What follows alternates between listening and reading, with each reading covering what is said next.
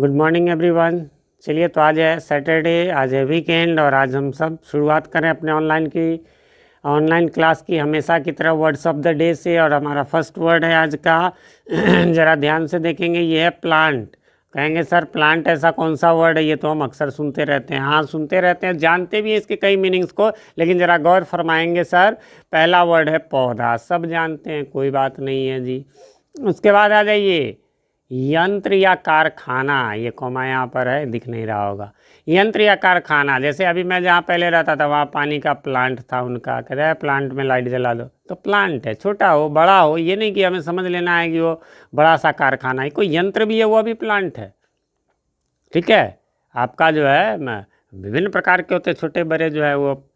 ठीक है, इसके अलावा आ जाइए एक और मीनिंग, जरा ये सबसे इम्पोर्टेंट मीनिंग, इस पर गौर नहीं करते हैं लोग। गारना, रोपना, छिपाना। जी हाँ, गारना और रोपना नहीं समझे। आप पेड़ को क्या करते हैं, आप पेड़ को रोपते हैं ना, कोई पौधा आप लगाते हैं ना, कोई पौधे को, पेड़ को नहीं रोपते हम लोग, पौधे को रोपते हैं। पौधे को रोपते हैं तो I am planting a plant, जैसे मैं पौधे को रोप रहा हूँ तो I am planting a plant. या सैपलिंग कर लीजिए, नन्ना पौधा तो sapling, I am planting A sapling, तो प्लांट शब्द ही होगा। ठीक है, ईच वन प्लांट वन, हर व्यक्ति एक पेड़ लगाए, इस तरह के स्लोगन्स भी होते हैं। और हाँ सर, एक बार ज़रा और गौर करेंगे, छिपाना, ये छिपाना है तो ऐसा ही पौधे को भी, लेकिन नहीं सर, कभी ज़रा गौर कीजिए, याद आया कुछ? नहीं याद आया? मुझे उम्मीद है आप लोगों में से ज़्यादातर लोगों को नहीं याद होगा। बम को क्या किया जाता है? प्लांट किया जाता है। जी हाँ, बस में प्लांट किया जाता है, फलाने जगह पे मुंबई में बम प्लांट करने में उसका। तो ये बम को क्या किया जाता है? वहाँ रोपा थोड़ी जाता है, मतलब छुपाया जाता है, एक तरह से रोपने जैसा ही, लेकिन समझिए कि किसी मिट्टी में, किसी में चीज़ में छुपाया जाता है। ठीक है, अगला बढ़ेंगे हम लोग, और अगला हमारा है एनेक्डोट, है ना। एनेक्डोट मीन्स होता है लघु कथा, शॉर्ट नैरेटिव ऑफ फैक्ट्स। ठीक है, और इसके अलावा है विसिनिटी। विसिनिटी मीन्स होता है इलाका, है ना, जैसे बेल्ट भी होता है इसके लिए एक वर्ड। और जो है हमारा आज का लास्ट वर्ड है विंडो सील। एक्चुअली आज एक मिस्टेक हो गई है, एक्चुअली काम वगैरह में व्यस्त रहने के, हमेशा मैं 5 वर्ड्स देता हूँ, लेकिन आपने गौर किया ये 4 ही आज हो गए, है ना। तो लास्ट है विंडो सील, लेकिन इंपॉर्टेंट वर्ड है विंडो सील, क्योंकि विंडो सील मीन्स होता है खिड़की की सील या देहरी, है ना। सील या देहरी समझा आपने? वो जो मतलब खिड़की के जो जैसे चौखट है, तो आपका वो नीचे का पार्ट हो गया। वैसे ही यदि मान लीजिए कि आपकी ये कोई खिड़की है ना, ये खिड़की है, तो खिड़की का जो ये निचला हिस्सा जो यहाँ पर है, इसको विंडो सील कहेंगे। ठीक है, ठीक है, खिड़की के नीचे की अलमारी भी कह सकते हैं यदि उसके नीचे है तो। ये था हमारा आज का वर्ड्स ऑफ द डे। अब चलिए, जैसा कि हमने पिछले दिन कहा था, आज उम्मीद करता हूँ आपने एडवर्ब्स के काइंड्स को भी लिखे होंगे। चलिए, तो फर्स्ट में आई नेवर गो देयर, यहाँ पर जो है वो 2 है आपको, एक तो देयर है और एक नेवर है ना। ये जो है एक नेवर आपको, उसमें नो नेवर मैंने बताया था एडवर्ब्स ऑफ एफर्मेशन निगेशन में भी, लेकिन वो तब जब शुरू में वाक्य के लिखे, जैसे नो के बारे में बताया था। यहाँ पर नेवर वो है कब, वेन, तो नेवर कभी नहीं, यानी ये टाइम है। और ये जो है देयर, ये प्लेस है वहाँ, है ना। You should take exercise daily, when कब, तो डेली, इसलिए जो है एडवर्ब ऑफ टाइम है। ही केम हियर ट्वाइस, है ना, तो ये जो है यहाँ पर 2 होंगे, एक हियर हो जाएगा और एक जो है वो ट्वाइस हो जाएगा ना। हियर भी होगा और ट्वाइस भी होगा। हियर आपको प्लेस हो जाएगा, हियर मीन्स यहाँ होता है, और ट्वाइस 2 बार होता है, तो ये फ्रीक्वेंसी हो गया है। वैसे इसका आपको याद होगा 2 नाम होता है, एडवर्ब ऑफ फ्रीक्वेंसी भी होता है, एडवर्ब ऑफ नंबर भी होता है, तो इसको ख्याल रखेंगे आप लोग। आगे बढ़ेंगे हम लोग, शी राइट्स ब्यूटीफुली, तो ये तो कैसे लिखती है, तो ब्यूटीफुली लिखती है, ये एडवर्ब ऑफ मैनर है। आगे बढ़ेंगे, और अगला हमारा है कि यू शुड वर्क हार्ड, है ना, कैसे करना चाहिए, तो ये एडवर्ब ऑफ मैनर है, यहाँ भी हार्ड जो है। आगे how will you stay outside, है ना, आउटसाइड, आउटसाइड क्लियर है, ये प्लेस है ना, कहाँ, तो बाहर। Stand up on the bench, है ना, stand up on the bench. अब इसमें बताइए कौन सा है एडवर्ब। बहुत ध्यान से यहाँ पर अप होगा, क्योंकि अप अक्सर आप लोग प्रीपोजिशन के रूप में पढ़ते हैं, लेकिन यहाँ पर अप भी अगला जो है वो हमारा प्रीपोजिशन ही है, आप सबको पता ही है।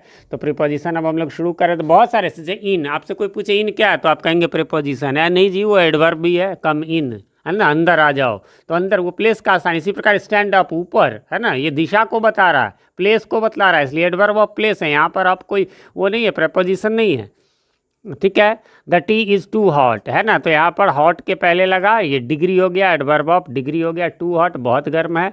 येस आई एम रेडी, ये तो मैंने बताया ही था। एडवर्ब के समय में मैंने कहा था कि सबसे इंपॉर्टेंट यही है, क्योंकि ज़्यादातर लोग जो है वो ये नहीं जानते हैं कि येस और नो कौन सा पार्ट्स ऑफ स्पीच है। तो ये एडवर्ब ऑफ एफर्मेशन है, निगेशन में से एडवर्ब ऑफ एफर्मेशन है। शी कैन हार्डली वॉक, है ना, वो हार्डली मीन्स न के बराबर, है ना, तो यह जो है वो आपको एडवर्ब ऑफ क्या हो जाएगा, मैनर हो जाएगा। कैसे, तो मुश्किल से, है ना, न के बराबर जो है। ठीक है, इस प्रकार से इसमें टोटल 10 थे। हाँ, उम्मीद करता हूँ आपने मिला लिया होगा। तो जैसा कि मैंने कल कहा था, आज से हमने एक नई शुरुआत कर रहे हैं, प्रीपोजिशंस की शुरुआत कर रहे हैं, क्योंकि सीरियल वाइज हम लोग सब कुछ पढ़ते जा रहे हैं। आपको सिलेबस का मैंने बता ही दिया है, ऑनलाइन क्लास में भी मैंने उसकी पिक्चर भेज दी हुई है आप लोगों को। उसमें बस बीच का टेंस और वॉइस मैंने छोड़ दिया है, वो मैं ऑफलाइन में ही पढ़ाऊँगा, बेटर रहेगा, उसमें अधिक प्रैक्टिस मुझे करवाना है। चलिए, तो प्रीपोजिशन की आज परिचय है। आज डेफिनेशन की बात हम लोग करेंगे। तो पहला इसके डेफिनेशन में है कि ए प्रीपोजिशन इज ए वर्ड, है ना, प्रीपोजिशन जो है वो एक वर्ड है विच प्लेस्ड बिफोर अ नाउन और अ प्रोनाउन, जो कि एक नाउन या प्रोनाउन के पहले लगाया जाता है to show its relation to some other words और अदर नाउन इन प्रोनाउन, है ना, इन द सेंटेंस। यानी एक सेंटेंस में जो है प्रोनाउन क्या था, चलिए हिंदी में यहाँ है ही, तो पहले इसको ट्रांसलेट करने से अच्छा इसी को पढ़ लेते हैं हम लोग। अर्थात प्रीपोजिशन वह शब्द है जो किसी नाउन या प्रोनाउन के पहले आकर उस नाउन या प्रोनाउन का संबंध वाक्य में प्रयुक्त, प्रयुक्त मीन्स यूज्ड, किसी अन्य वर्ड, यहाँ पर भी वही अन्य नाउन या प्रोनाउन से बतलाता है, तो वह प्रीपोजिशन कहलाता है। ठीक है, आगे यहाँ पर देखेंगे, सी इज़ लुकिंग एट मी, है ना, तो यहाँ पर देखिए ये क्या है, मी प्रोनाउन है, इसके पहले आपको एट आ गया, है ना, तो एट आ गया, ये संबंध बतला रहा है किससे, तो शी से बतला रहा है ये, है ना, मतलब मी के पहले आया इस प्रोनाउन का सी, की वो कहाँ देख रही है, तो मेरे ऊपर देख रही है ना, तो ये संबंध इससे बतला रहा है। और वैसे एक अलग प्रकार का डेफिनेशन आप लोग देखेंगे यहाँ पर, प्रीपोजिशन, है ना, पोजीशन, प्री प्लस पोजीशन। यहाँ प्री का मतलब है, अर्थ है पहले, जबकि पोजीशन का अर्थ है स्थान, यानी पहले जो आए नाउन प्रोनाउन, ये मीनिंग में भी तो आया ही है कि नाउन या प्रोनाउन के जो पहले आए वही प्रीपोजिशन है। वैसे तो वो एडजेक्टिव भी होता है, मतलब संबंध के लिए ही आता है, संबंधवाचक इसीलिए नाम है। सामान्यतः प्रीपोजिशन आप सब जान रहे हैं, नाउन या प्रोनाउन के पहले आता है, परंतु कुछ परिस्थितियों में इसका प्रयोग सेंटेंस या क्लोज के अंत में भी आ सकता है। जैसे एग्जाम्पल में what are you looking at, यहाँ पर एट लास्ट में आया, हालांकि ऐसा अक्सर जो है वो आपको इंटेरोगेटिव सेंटेंस में ही होता है। दूसरा इसमें गौर करने लायक है, वही जो मैंने अभी थोड़ी देर पहले बताया था कि कुछ ऐसे प्रीपोजिशन है जो एडवर्ब में भी आते हैं और भी किसी चीज़ में आते हैं, तो वो हमको गौर करना होगा उसके यूजेस के आधार पे। जैसा कि आप सबको पता है, पार्ट्स ऑफ स्पीच का डेफिनेशन ही यही है कि all the words in English have been divided into 8 groups according to the work they do in a sentence, यानी अंग्रेजी के सभी शब्दों को 8 भागों में बांटा गया है, जो उनके काम के अनुसार जो वो किसी वाक्य में करते, काम के अनुसार वाटर नाउन है, काम के अनुसार वाटर वर्ब है। ठीक है, इसी प्रकार से ये था।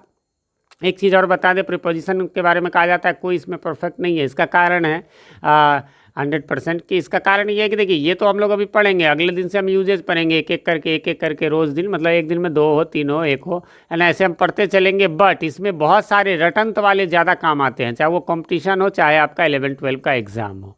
ठीक है, तो आज का जनरल सिलेबस यहीं तक के लिए था। इसके बाद आज है आप लोगों के लिए CBSE वालों 12 वालों के लिए क्वेश्चन यहाँ पर है, आप चाहे तो इसकी स्क्रीनशॉट ले ले, या चलिए आपको वो जो वीडियो आएंगे उसी में, तो आप लोगों को तो मैं डायरेक्ट जो है उसी में वीडियो का लिंक आई बटन में वहाँ से देख लेंगे, है ना। वैसे ग्रुप में मैं भेज ही दूँगा। तो बिहार बोर्ड वाले को तो प्रोनाउंस करके भी बतलाता हूँ, आप लोगों को उसकी ज़रूरत नहीं है ना। तो इसलिए ठीक है, फिर मिलते हैं नेक्स्ट वीक के फर्स्ट डे यानी ट्यूसडे को वीडियो में, और मंडे को आप लोगों को पिक्स भेजे जाएंगे। तब तक के लिए एंजॉय योर वीकेंड, हालांकि आजकल तो हर दिन वीकेंड ही है आप लोगों का इस लॉकडाउन में। Thanks for watching, have a nice day.